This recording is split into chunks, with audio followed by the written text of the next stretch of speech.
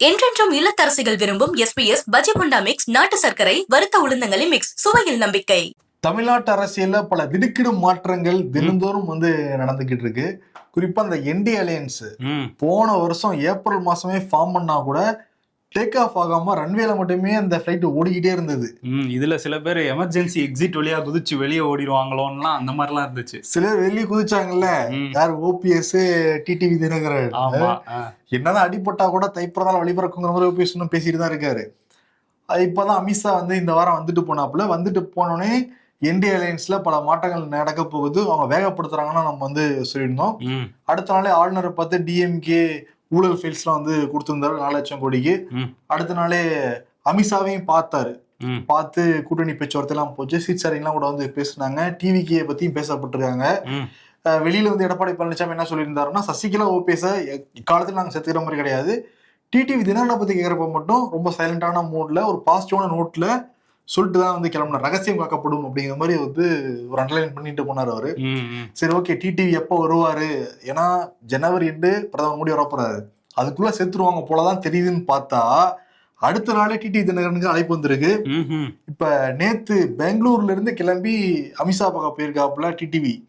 ஏன்னா சென்னையில இருந்து கிளம்பி போனா தெரிஞ்சிடும் அப்படின்ட்டு இங்க கார் வழியாக பெங்களூர் போய் பெங்களூர்ல இருந்து கிளம்பி டெல்லி போயிருக்காரு. ஓஹோ, 3 கார் மாறி போனாரு எடப்பாடி. இப்ப இவர் கார்ல போய் பிளைட்ல போய் திரும்ப கார்ல போயிருக்காரா? ஆமா.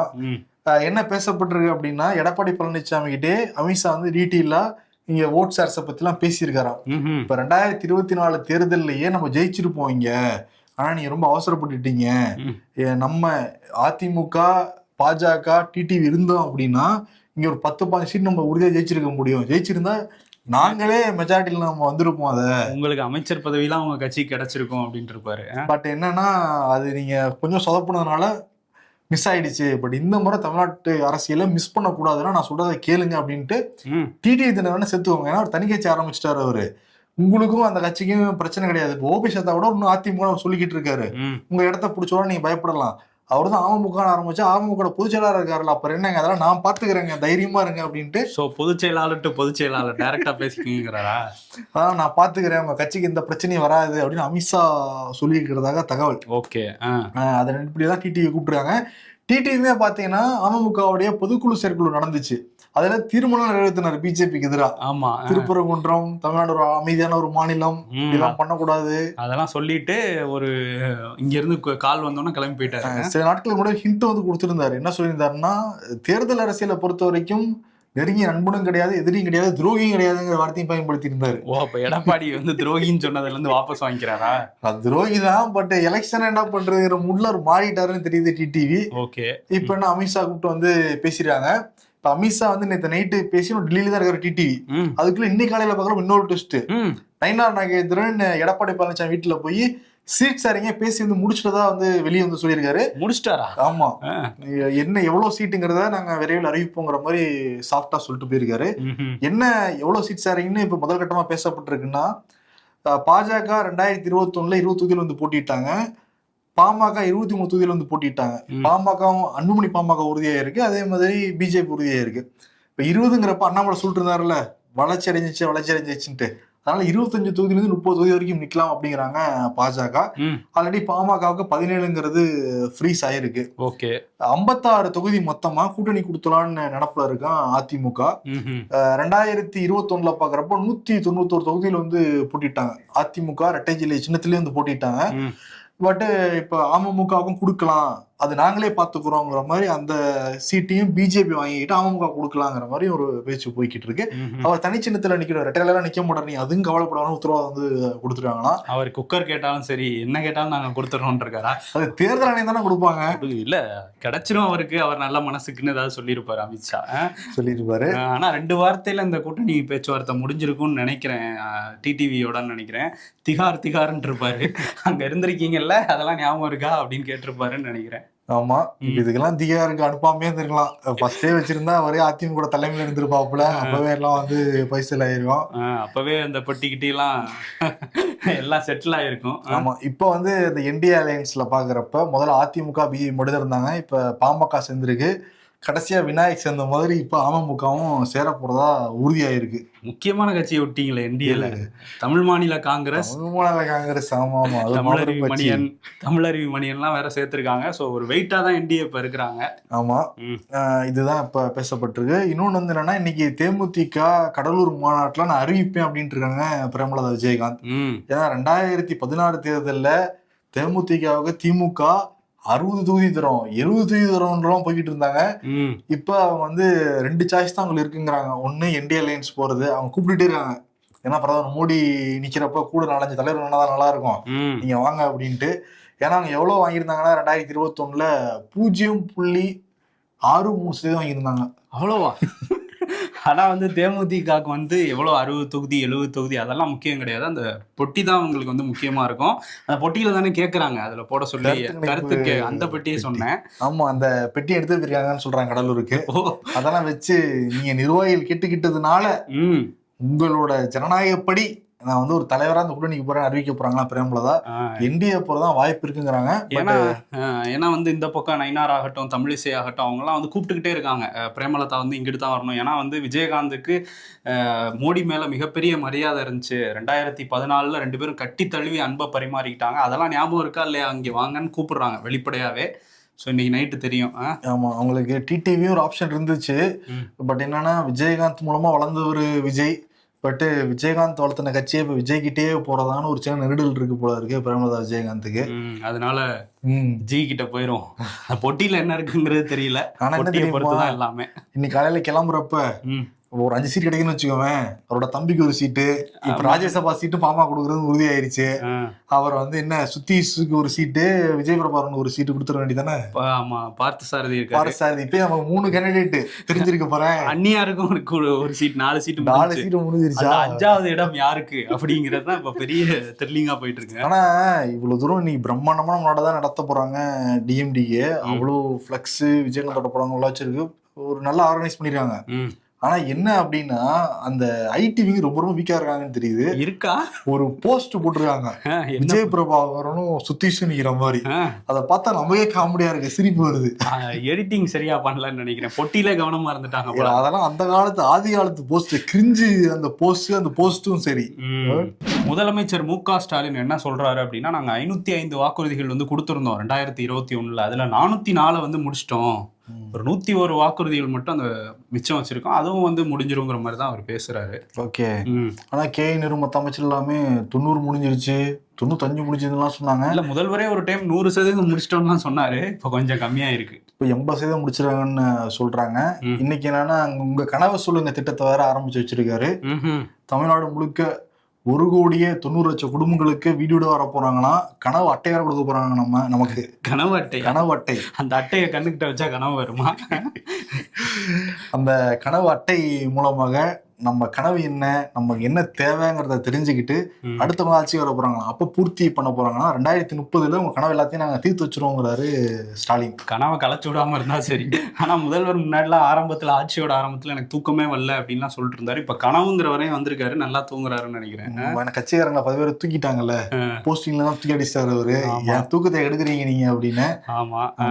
ஓகே. இன்னொரு பக்கம் வந்து முதலமைச்சர் மு.க. ஸ்டாலினோட 4 ஆண்டு காலம் ஆட்சி வந்து நல்லா தானே இருக்கு அப்படின்னு சொல்லிட்டு, நல்லா தானே இருக்குங்கிற மாதிரி ராமதாஸ் வந்து இன்னைக்கு பிரஸ் மீட்ல சொல்லியிருக்காரு. இந்த விருப்ப மனு அவங்களும் கொடுக்க ஆரம்பிச்சிருக்காங்க. அது வந்து தைலாபுரத்துல இன்னைக்கு தொடங்கியிருக்காங்க. ஸ்ரீகாந்தி வந்து போட்டியிடுவார் பாமக சார்பில்னு அறிவிச்சிருக்காரு. அதே மாதிரி கூட்டணியில வந்து பங்கு கேட்பீங்களா அப்படிங்கிற மாதிரி கேட்டபோது, நாங்க கேட்போம், ஆனா இங்கே கேட்க மாட்டோம், அமெரிக்க அதிபர்கிட்ட கேட்போம் அப்படிலாம் ஒரு கிண்டலா ஏதோ பதில் சொல்லியிருக்காரு. ட்ரம்ப் முறை ஆயிட்டாரோ ஐயாவுமே தெரியல. ஐயா மகன் கொடுத்த குடைச்சல்ல. ஆமா. ஆனா அதுக்கப்புறம் சொல்லியிருக்காரு, காங்கிரஸ்க்கு ஆசை இருக்குன்னு நினைக்கிறேன், ஆட்சியில பங்கு அது அவங்களோடது, எங்களுக்கு அந்த மாதிரியான விருப்பங்கள் இல்லைங்கிற மாதிரி ஒரு மாதிரி சொல்லியிருக்காரு. விருப்பப்பட்டு தான் பாருங்களேன். அவர் 234 ஸ்ரீகாந்த் வச்சு தனியா நிக்கிறான் ஐயா. ஆமா. அதனால வந்து அவர் சொல்றதை பார்த்தா இப்ப டிஎம்கே கூப்பிட்டா நாங்க உடனே போயிடுவோங்கிற மாதிரி ஒரு விஷயம் சொல்றாரு. பட் திருமாவளவன் வந்து ராமதாஸ் வந்தா கூட எங்களுக்கு வந்து அதுல உடன்பாடு இல்லைன்னு பேசிட்டு இருக்காரு. ஓகே. இந்த கூட்டணி தான் ரொம்ப ஸ்ட்ராங்னு பேசிக்கிட்டு இருக்காங்க. இப்ப ஐயா குறுக்கால வந்து ஏதாவது களைச்சுட போறாரு பொறுத்திருந்து பார்க்கலாம். சரி, இப்ப என்ன சின்ன ஒதுக்குவாங்க? எப்பயுமே கிண்டல் பண்றத சொல்லுவாங்க, பிக் மேங்கோ ஸ்மால் மேங்கோ. அப்படி கொடுக்கலாமா தேர்தல் ஆணையம்? அது மாங்காய் தானே 2 பேருக்குமே. மாங்காய் கொடுக்க மாட்டாங்க. வேற ஏதாவது ஆப்பிள் இவர் திண்டுக்கல் சீனிவாசன் சொன்ன மாதிரி ஆப்பிள் சின்னத்தை ஐயா கொடுத்தாலும் கொடுப்பாங்க. சரி, அதே மாதிரி தமிழ்நாடு உறுதியளிக்கப்பட்ட ஓய்வூதிய திட்டம் அதுக்கான ஜிஓ எப்போ வரும்னு அரசாங்க ஊழியர்கள் காத்துக்கிட்டு இருக்காங்க. அதுக்கு நீதிமன்றத்துல பதில் சொல்லியிருக்கு தமிழ்நாடு அரசு. 2014 திண்டுக்கல்லை சேர்ந்த ஒருத்தர் வந்து பழைய பென்ஷன் வேணும்னு உத்தரவு கொடுங்கன்னு சொல்லிட்டு நீதிமன்றத்தை நாடி இருந்தாரு. அந்த வழக்கு நடந்துகிட்டு தான் இருக்கு. அந்த வழக்கு விசாரணைக்கு வந்தப்ப தமிழ்நாடு அரசு கிட்ட விளக்கம் கேட்டப்ப அதெல்லாம் அறிவிச்சாச்சுங்க, உறுதியளிக்கப்பட்ட ஓய்வூதிய திட்டம் அதுக்கான ஜிஓன்னு 2 வாரத்துல வெளியாகும் இருக்காங்க. 2 வாரத்துலயா? ஆமா. ஓகே. விஜய் நடிச்ச ஜனநாயகன் படம் எப்ப ரிலீஸ் ஆக போகுது அப்படிங்கிறதுக்கான தீர்ப்பு வந்து இன்னைக்கு வந்திருக்கு. இன்னைக்கு வந்ததுக்கு அப்புறமும் அது ரிலீஸ் ஆகுறதுல ஒரு சிக்கல் இருக்கு. இன்னைக்கு வந்து அந்த தனி நீதிபதி அமர்வு வந்து விசாரிச்சதுக்கு அப்புறம் என்ன தீர்ப்பு சொல்லியிருக்காங்க அப்படின்னா, அதுல வந்து சிபிஎஃப்சி குழுல ஒரு மெம்பர் மட்டும்தான் வந்து எதிர்ப்பு தெரிவிச்சிருக்காராம். மத ரீதியான சில வசனங்கள், அதே மாதிரி பாதுகாப்பு படையோட சின்னங்கள்லாம் யூஸ் பண்ணியிருக்காங்க, அதனால மறு ஆய்வு வேணும்னு அவர் மட்டும்தான் எதிர்ப்பு தெரிவிச்சாராம். பெரும்பாலானவங்கள் யூஏ கொடுக்கலாம் அப்படின்னு பரிந்துரை பண்ணிட்டாங்களாம். அப்படி இருந்தும் பெருவாரியானவர்கள் சொல்லிட்டு அதை தான் கேட்கணுங்கிறது தான் விதி. அதை மீறி எப்படி வந்து நீங்கள் வந்து மறு ஆய்வுக்கு அனுப்புவீங்க? அது வந்து கூடாது, மறு ஆய்வு வந்து நான் ரத்து பண்ணுறோம் அப்படின்னு சொல்லி உயர்நீதிமன்றம் சொல்லியிருக்காங்க. அது மட்டும் இல்லாமல் யூஏ சான்றிதழ் வழங்கணும் பரிந்துரைத்தபதி அப்படிங்கிறது தான் தீர்ப்பாக இன்னைக்கு கொடுத்துருந்தாங்க. உடனடியாக சிபிஎஃப்சி தரப்பு வந்து என்ன பண்ணியிருக்காங்கன்னா, நாங்கள் தலைமை நீதிபதி அமர்வில் சென்னை உயர்நீதிமன்றத்தில் நாங்கள் போய் 2 நீதிபதி அமர்வில் மேல்முறையீடு பண்ண போகிறோம் அப்படின்னு சொல்லிட்டு மேல்முறையீடு பண்ணதோட இதை நீங்கள் திங்கட்கிழமை விசாரிக்கணும் அப்படின்னு கேட்டிருக்காங்க. தலைமை நீதிபதி வந்து எதை எப்போ விசாரிக்கணும்னு எங்களுக்கு தெரியும் அப்படின்னு சொல்லி இது பண்ணியிருக்காங்க. கொஞ்சம் இழுத்தடிக்கலான்னு பார்க்குற மாதிரி தான் தெரியுது சிபிஎஃப்சியோட தரப்பு. ஏன்னா இன்னைக்கு வந்து இப்போ 3:30 மணிக்கு இப்போ விசாரணை ஆரம்பிச்சிருக்கிறாங்க. விசாரணைகள் போய்கிட்டு இருக்குது. ஸோ வெயிட் பண்ணி பார்ப்போம். நம்ம ஷோ முடிகிறதுக்குள்ள ஏதாவது அப்டேட் வந்தால் சொல்லலாம். நிச்சயம் அவார்டுக்கு முன்னாடி நம்ம வந்து சொல்லுவோம். ஆனால் என்ன தெரியுமா, திங்கக்கிழமை விஜய் டெல்லிக்கு போகணும். சிபிஐ சம்மன் அனுப்பியிருக்காங்க கரூர் சம்பவமாக. இப்போ இங்கே எல்லாம் கூட்டமாக தான் போனாப்புல. இப்போ தனியாக வந்து டெல்லி கிளம்பி போறாப்புல. ஞாயிற்றுக்கிழமை கிளம்ப போறாங்கிற தகவலும் வந்து வெளியாயிருச்சு. அங்கே சிபிஐ ஆல்ரெடி 3 நாள் விசாரிச்சுக்கிட்டு இருந்தாங்க. புஷி ஆனந்த், அப்புறம் ஆதவ் அர்ஜுனா, அன்கோவை. இப்போ இவர் எத்தனை நாள் விசாரிக்க போறாங்கன்னு வேற தெரியல. கரெக்டா அந்த சிபிஎஃப்சி வேற நீங்க திங்கில விசாரணை எடுக்கணும்னு சொல்றாங்க. இங்க படத்தை பத்தி விசாரணைங்க போய்கிட்டு இருக்கப்ப அவர் அங்க வந்து விசாரிச்சுக்கிட்டு இருப்பாங்க. ஒரே நேரத்துல 2 சைடு நாங்க வந்து குத்துவோம். இதுதான் டெல்லியில இருந்து என்ன சொல்றாங்க அப்படின்னா, ஒரு பக்கம் சிபிஎஃப்சி, இன்னொரு பக்கம் சிபிஐ வச்சு விஜய்க்கு நெருக்கடி கொடுத்து அவரை என்டிஏக்குள்ள கொண்டு வரணும், இல்லைன்னா பாஜக சொல்றத செய்யற ஒரு ஆளா மாத்தணும் அப்படிங்கறது ட்ரை பண்றதா சொல்றாங்க. இதை தெரிஞ்சுக்கிட்டதுனாலதான் காங்கிரஸ் வந்து வரிஞ்சு கட்டிட்டு வந்து விஜய்க்கு ஆதரவா பேசிட்டு இருக்காங்க. உங்களுக்கு நாங்க இருக்கோம், அந்த பக்கம்லாம் போயிடக்கூடாதுங்கிற மாதிரி ஒரு பிம்பத்தை அவங்க உருவாக்குறாங்கன்னு சொல்றாங்க. ஏன்னா இன்னைக்கு கூட காங்கிரஸோட தேசிய இளைஞர் அணி தலைவர் பிவி ஸ்ரீனிவாஸ் விஜய்க்கு ஆதரவா பதிவெல்லாம் போட்டிருக்காரு. தேசிய நிர்வாகிகள் எல்லாமே குறிப்பிட்ட மாதிரி ஒரே விஷயத்தை தான் செய்யறாங்க. 2017 அந்த மெர்சல் படம் வந்தப்ப விஜய்க்கு ஆதரவா ஒரு பதிவு போட்டிருந்தாரு ராகுல் காந்தி. தமிழ் ஐடென்டிட்டி, தமிழ் கல்ச்சர்லாம் அழிக்க பாக்குறாங்க, அதை தமிழ் சினிமால இருந்து ஆரம்பிக்கிறாங்கன்னு ராகுல் காந்தி சொல்லியிருந்தாரு. அதை எல்லாருமே சொல்லி வச்ச மாதிரி ரீட்வீட் பண்ணி 2017 உள்ளதை தேடி எடுத்துட்டு வந்து தேசிய நிர்வாகிகள்லாம் ரீட்வீட் பண்ணி திட்டமிட்டபடி ஒரு இது பண்றாங்க. சொல்லி அனுப்புறது. ஆனா அவங்க பிஜேபி எதிராக காட்டிக்கிட்டா கூட இன்னொரு அவங்களுக்கு லாபம் என்னன்னா, இன்கேஸ் ஏதாவது சீட் ஷேரிங் ஒத்து வரல அப்படின்னா உங்களுக்கு ஆதரவு கொடுத்தோம் பாத்தீங்கல்ல, எங்களுக்கு சேர்த்துக்கோங்க. விஜய் தான் ஆசைப்படுறாப்புல, வாங்க சேர்த்துக்கிறேன், ஆட்சியோட பங்கு தருங்கிற மாதிரி அவர் சொல்றாரு. ஓகே, 2 2-in-1 மாதிரி கேம் ஆடிட்டு இருக்கு காங்கிரஸ். இன்னொரு பக்கம் ஜனநாயக படத்தை ரிலீஸ் பண்ணணும் அப்படின்னு சொல்லிட்டு விஜய்க்கு ஆதரவா சினிமால இருந்து நிறைய ஆதரவு குரல்கள். ரவிமோகன், என் இதையுமே நொறுங்கி போயிருக்கு, நீங்க வந்து கலங்காதீங்க, உங்களுக்கு வந்து லட்சக்கணக்கான ரசிகர்கள் இருப்பாங்க, நானும் ஒருத்தன், எங்க கூட நானும் நிக்கிறேன் அப்படின்னு வந்து ஆறுதல் தெரிவிச்சிருக்காரு. அதே மாதிரி நடிகர் சிம்பு இப்போ கூட நானும் வந்து நிக்கிறேன்னு வந்து சிம்பு வந்து சொல்லியிருக்காரு. எவ்வளவு தடைகளை தாண்டி தொடர்ந்து வந்துகிட்டே தான் இருக்கீங்க, இதுல இருந்து நிச்சயம் வருவீங்க, இதுவும் கடந்து போங்கிற மாதிரி சொல்லியிருக்காரு சிம்பு. அதை தாண்டி இயக்குனர் கார்த்திக் சுப்பராஜில் ஆரம்பிச்சு பல பேர் ஆதரவு சொல்றாங்க. வெங்கட் பிரபு இது இந்தியாவிலேயே ஒரு மிகப்பெரிய ஒரு ஃபேர்வெல் படமா இருக்கும்னு வேற கருத்து தெரிவிச்சிருக்காரு. சினிமாக்காரங்க எல்லாரும் வெயிட் பண்றாங்க, டிவிகே மெம்பர்ஸ், விஜய் ரசிகர் எல்லாரும் வெயிட் பண்ணிட்டு இருக்காங்க. பட் இன்னைக்கு படத்தை ரிலீஸ் பண்ண முடியல. ஆமா, அதே மாதிரி சண்முகம் வந்து சில விஷயங்களை வந்து சொல்லியிருக்காரு. ஆமா, என்ன சொல்றாங்கன்னா, இன்னொரு பக்கம் பிஜேபி தமிழிசை சவுந்தரராஜன் அவங்க என்ன சொல்றாங்கன்னா, அது எப்படிங்க படத்தோட தேதி அறிவிச்சுட்டு நீங்க போய் சர்டிஃபிகேட் வாங்க நீங்க சொல்லுவீங்க, யாரு மேல தப்பு அப்படின்னு அவங்க சப்போர்ட் பண்றாங்க. இல்ல என்னன்னா, பூஜை போடுற அன்னைக்கே இப்பெல்லாம் டேட் அனௌன்ஸ் பண்ணிடுறாங்க பெரிய படத்துக்கு. இது கூட டிசம்பர் 15 வந்து அப்ளை பண்ணியிருக்காங்க சிபிஎஃப்சியில் ஜனநாயகனுக்கு. அப்படி இருந்தும் கூட இவ்வளோ நாள் எடுத்தடிச்சது சென்சார் தான். அவங்க தமிழிசை உட்பட எல்லாரும் என்ன சொல்றாங்க, சிபிஎஃப்சியை மத்திய அரசு கண்ட்ரோல் பண்ணல அப்படின்னு சொல்றாங்க. ஆனால் நமக்கே தெரியும், இங்கே நிறைய தமிழ் டைரக்டர்ஸே ஓப்பனாக மத்திய அரசுக்கு எதிராகவோ இல்லை அவங்களுக்கு பிடிக்காத வசனங்கள் வந்து அதை கட் பண்ணுறது, அந்த சீனை தூக்குறது இதெல்லாம் இருக்கு. அதே மாதிரி கேரளா ஸ்டோரிஸ், காஷ்மீர் ஃபைல்ஸ் மாதிரியான படங்களுக்கு எப்படி சர்டிஃபிகேட் கொடுத்தாங்கங்கிற அதை சில சீன்லாம் பார்க்கும்போது இதுக்கெல்லாம் எப்படி சென்சார் வந்து எந்த கட்டும் இல்லாமல் கொடுத்தாங்கங்கிற ஆச்சரியமாக தான் இருக்கு. ஆனால் தமிழ் இசைக்கு வந்து அவங்க கண்ட்ரோல் பண்ணல அப்படின்றாங்க. சில விஷயங்கள் சில பேர் கண்ணுக்கு வந்து தெரிய மாட்டேங்குது. நேற்றோட நம்ம நேரில் ஒருத்தர் போட்டிருந்தாரு, இங்க வந்து நீதிபதிக்கு எதிராக புத்தகம் எழுதிட்டாங்க, அது எப்படி வரலாற்றில் நடக்காத நிகழ்வுலாம் இங்க பேசிக்கிட்டு இருந்தாரு. உச்ச நீதிமன்ற நீதிபதி மேல செருப்பே வந்து வீசினாங்க. அதை பத்தி எல்லாம் ஆரம்பி கேட்கலையேன்ட்டு அவ்வளவு லைக்ஸ் வந்துட்டு இருந்தது. சில பேர் சில விஷயங்களுக்கு வந்து அம்னீஷியா அந்த மாதிரி வந்து மறந்து போயிடுறாங்க. சரி, சிபிஎம் சண்முகம் என்ன வந்து சொல்றாரு அப்படின்னா, தணிக்கை துறை வந்து தொடர்ந்து தாமதப்படுத்திட்டு இருக்காங்க. தணிக்கை துறைக்கு எதிராக விஜய் ஜனநாயகனே வாய் திறக்க மாட்டேங்கிறாருன்னு ஆதங்கத்தை வந்து பதிவு பண்ணிருக்காங்க. மௌன நாயகனா மாறிட்டாரு அப்படின்றாரு. அதே நேரத்துல சில பேர் வந்து ஆனா ரொம்ப கதறிக்கிட்டு இருக்காங்கன்னு காங்கிரஸ் தான் சொல்றாருன்னு நினைக்கிறேன். அதே தான் திமுகலையும் அதான் கேட்கறாங்க. இப்போ வந்து ஏதாவது ஒரு பிரச்சனை நடந்துட்டா உடனே மேடை போட்டு அதுல சிஎம் சார் அப்படின்னு வந்து கேட்பீங்களே, இப்போ ஜனநாயகனுக்கு யாரு தடை போடுறா? சென்சார் போர்டு தானே, அவங்க மத்திய அரசு கீழே தான் இருப்பீங்க. அடுத்த மேடையில பிஎம் சார் அப்படின்னு ஏதாவது கேட்பீங்களா? பிஎம் சார்னு கேட்கலாம். கேட்டுட்டு அப்புறம் திங்கெல்லாம் போகணும்ல சிபிஐ விசாரணைக்கு. யாரு போவாரு? ஸ்டாலினா போவார், அவரு தான் போகணும். போவாரு. ஆனா என்ன திங்கக்கிழமைக்குள்ளேயா மேடை போட போறாரு? அந்த பனையூர் கேட்டு திறந்து அவர் இப்ப அடுத்த மேடையில பேச போறாருன்னே தெரியல.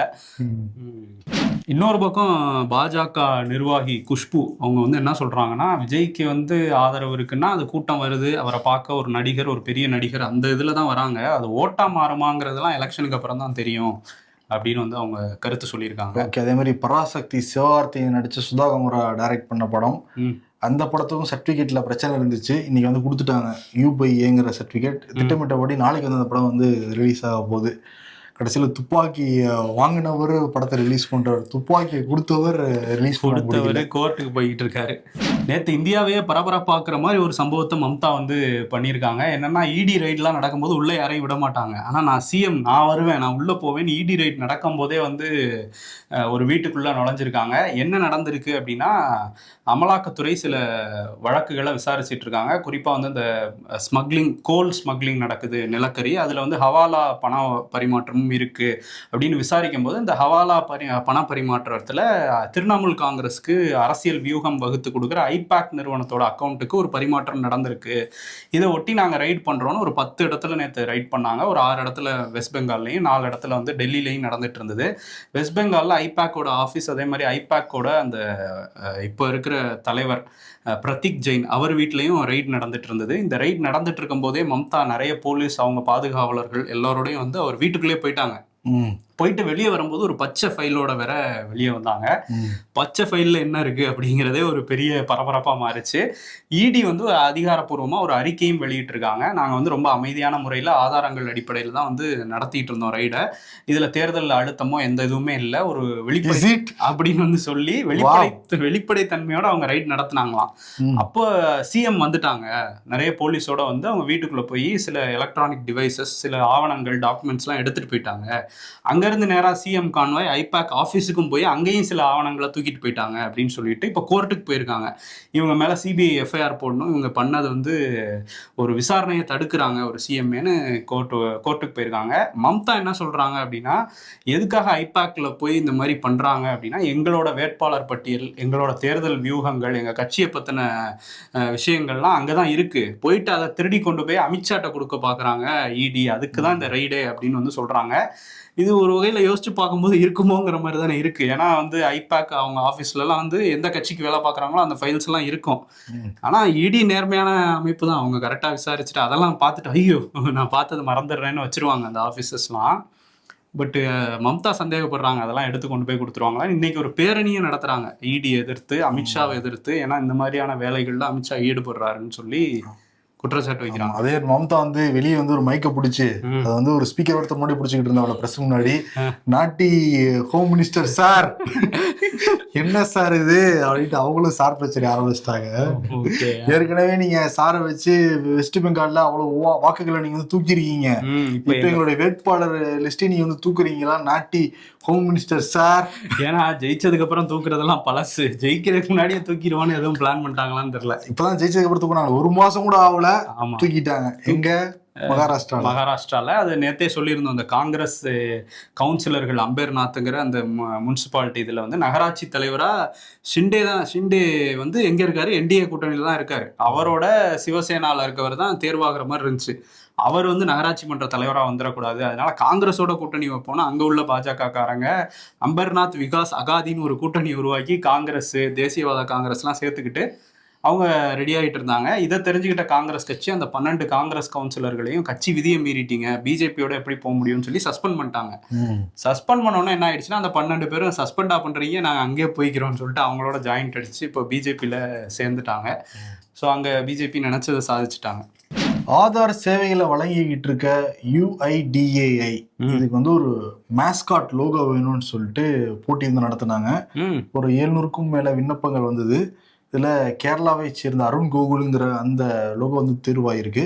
அதுக்கு உதயன்னு வந்து பேர் வச்சிருக்காங்க. தாமரை இருக்கா? உதயில எப்படிப்பா தாமரை இருக்கும், சூரியன் தான் இருக்கும். ஒரு லோகோ அறிமுகப்படுத்திருக்காங்க. இது வந்து மக்களுக்கு ஒரு தொடர்பு இதா இருக்கும். டக்குன்னு அந்த லோகோ பார்த்தாலே ஆதாருங்கிற மாதிரி தான் இருக்கும்பாங்க. ஏற்கனவே ஆதாரம் நம்ம போட்டோ இருக்காது, ஒவ்வொன்றத்தையும் மாத்துறதுக்குள்ள பெரும்பாடாயிடும். ஆனா இவங்க லோகோ எல்லாம் இன்ட்ரோடியூஸ் பண்ணிட்டு பேசிட்டு இருக்காங்க. அவங்க ஈஸியா மாற்ற முடியுது, நம்மளால மாற்ற முடியல. ஆமா, சரி, ஓகே. இன்னொரு பக்கம் வந்து வேதாந்தா குழுமம் இங்கே தூத்துக்குடியில் ஸ்டெர்லைட் ஆரம்பித்து உலகம் முழுக்க பல சர்ச்சைக்குரிய ஒப்பந்தங்கள்லாம் போட்டு ஒரு லைம்லைட்டில் இருக்கிற நிறுவனம் தான் வேதாந்தா. அதோட நிறுவனர் அனில் அகர்வால், அவரோட மகன் அக்னிவேஷ் அகர்வால், அவர் வந்து அமெரிக்காவில் அந்த பனிச்சறுக்கு விளையாட்டில் ஈடுபடும் போது விபத்து ஏற்பட்டு ஒரு ட்ரீட்மெண்ட்டில் இருந்தார். ட்ரீட்மெண்ட்டில் இருக்கும்போது மாரடைப்பு ஏற்பட்டதுனால உயிரிழந்திருக்காரு. இப்போ அதை ஒரு உருக்கமான பதிவாக வந்து போட்டிருந்தாரு அனில் அகர்வால். இந்த மாதிரி ஒரு 2 நாள் நாங்கள் எதிர்பார்க்காத நடந்துருச்சு அப்படின்ட்டு பிரதமர் மோடியும் இரங்கல் தெரிவிச்சிருக்காரு. நேற்று ட்ரம்ப் என்ன சொல்லியிருந்தாரு, சார் ப்ளீஸ் சார் உங்களை பார்க்கணும் சார்னு மோடி கேட்டிருந்ததா சொல்லியிருக்காரு. இப்போ ட்ரம்ப்போட அரசில் இருக்கிற அந்த வர்த்தக செயலர் லூட்னிக் அவர் என்ன சொல்கிறாருன்னா, இந்த 50% வரி போட்டாங்கல்ல இந்தியா மேலே, அதுக்கான பேச்சுவார்த்தை நடந்தது. 2 தரப்பும் பேசி ஒரு டீலுக்கு வந்து வந்துட்டாங்க, செட் பண்ணிட்டாங்க. அந்த டீல் செட் பண்ணதுக்கப்புறம் பிரதமர் மோடி ஒரு தடவை கூட ஃபோன் பண்ணி பேசலை ட்ரம்ப் கிட்ட. அதனால தான் அந்த டீல் வந்து இன்னும் முடிக்கப்படாமல் இருக்குது. இல்லைனா எப்போவே வந்து வரியெல்லாம் குறைஞ்சிருக்குங்கிற மாதிரி அவர் சொல்கிறாரு. ஒரு ஃபோன் பண்ணாதனால அந்த ஈகோவில் தான் ட்ரம்ப் இப்படி பழி வாங்குறாரு போல் இங்கே உள்ள உற்பத்தியாளர்களை. மேபி ஃபோன் பண்ணி கேட்டு ட்ரம்ப் வந்து ஆப்ரேஷன் சிந்தூர் என்னால் தான் நிப்பாட்டுச்சுன்னு சொல்ல வேண்டியதானு ஒரு கோரிக்கை வச்சுட்டா என்ன பண்ணுறது? அதனால தான் ராஜதந்திரமாக அதை பண்ணாமல் இருந்திருக்கிறாரு போல. ஏற்கனவே சார் பேசணும் சார்னு கேட்டவருக்கு இன்னொரு டைம் சார் சொல்லி பேசுறது எவ்வளோ நேரம் ஆக போகுதுன்னு நினைக்கிறேன். ஆமா. ஆனா என்னன்னா, இந்த ரஷ்ய பொருளாதார தடை சட்டம்னு ஒன்று இயற்ற போறாங்களாம் வரப்போற நாடாளுமன்ற கூட்டத்தொடரில் அமெரிக்கால.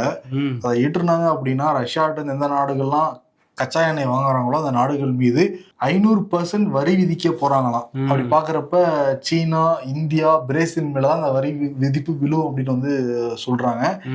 இப்போ அடுத்து நாடாளுமன்றத்தில் நிறைவேறிடுச்சு அப்படின்னா அடுத்து செனட் போவாங்க, நிறைவேறிடுச்சுன்னா சட்டம் ஆயிடுங்கிறாங்க. அது ட்ரம்ப் என்ன மனநிலையில இருப்பாருன்னு தெரியல, அவர் நினைச்சதா பண்ணிட்டு இருக்காரு. ஆமா, அவர் வந்து டான்ஸ் ஆடுவாப்புல இல்ல, ஒய்ஃபே சொன்னாங்க அப்படின்னா டான்ஸ் ஆடாத, நீ ஒரு நாட்டோடைய அதிபர் அப்படின்லாம் சொன்னாங்களா. பட் எனக்கு பிடிச்சதான் நான் செய்வேன் அப்படின்லாம் சொல்லிட்டு இருக்காரு அவரு.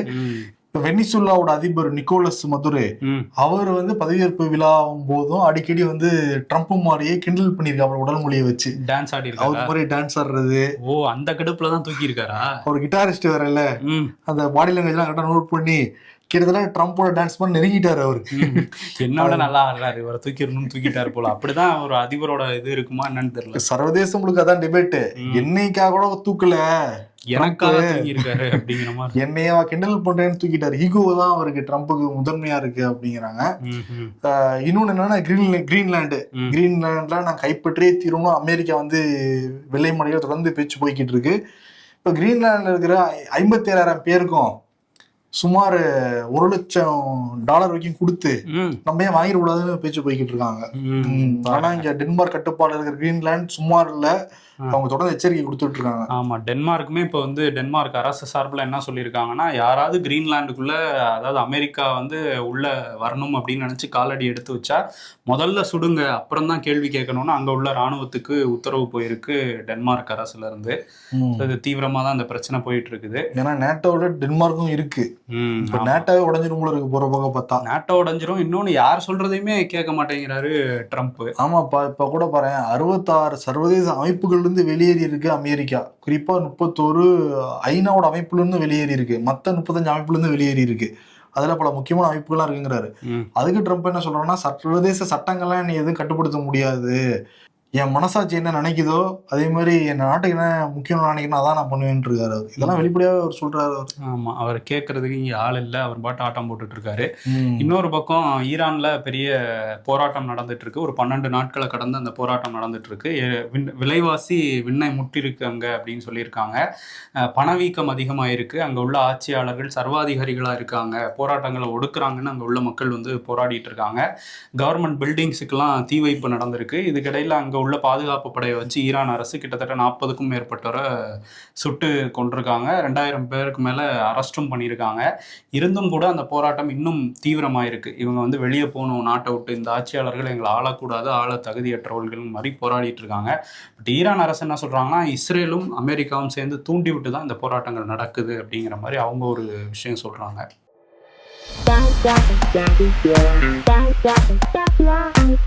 சொந்தம் பந்தம் சேர்ந்தால் சொத்து சுகம் தேவையில்லை.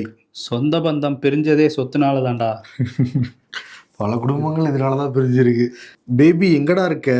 பொங்கலுக்கு மால்ல ஷாப்பிங் பண்ணிட்டு இருக்கேன் பேபி அப்படின்னு சொல்லிட்டு லைன்ல நின்று ரேஷன் கடையில கரும்பு வாங்கிட்டு இருக்காங்க. ஆமா, இன்னைக்கு வந்து பல கணவர்கள் ரேஷன் கடைக்கு போறேன்னு பிடிவாதம் பிடிச்சி ரேஷன் அட்டையை வாங்கிட்டு போயிருக்காங்களாம். 3000 ரூபா இல்ல.